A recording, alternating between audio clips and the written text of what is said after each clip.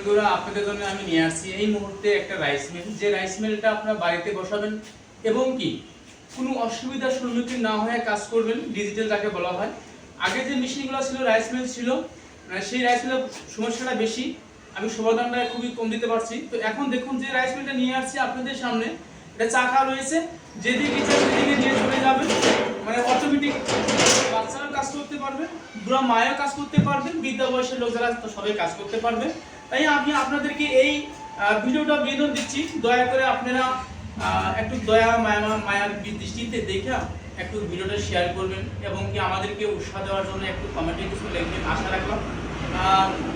একটা কথা বলি যে এখন আমরা এই মেশিনটা পরিপূর্ণভাবে ভিডিওটা করছি, ফিটিংটা হয়ে গেছে।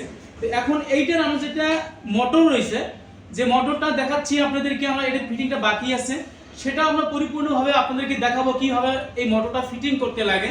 তো মোটরটা ফিটিং করা ওরকম যোগ্যান কিছু না বা কোনো কোশিশ না, কিন্তু এর ক্যাপাসিটি একটা আছে।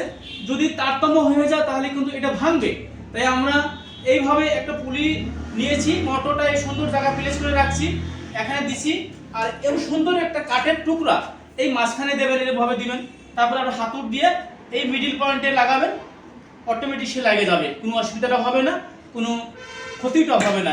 তো আশা করি আপনারা আমাদের স্ক্রিনে নাম্বার দেওয়া থাকবে, সেই স্ক্রিন নাম্বারে কন্ট্যাক্ট করে যোগাযোগ করে আসবেন আমাদের কাছে। আর কম মূল্যে যদি কিছু পাইতে চান তাহলে বিলাসীপাড়া বেলতলি 4 23,000। ধন্যবাদ।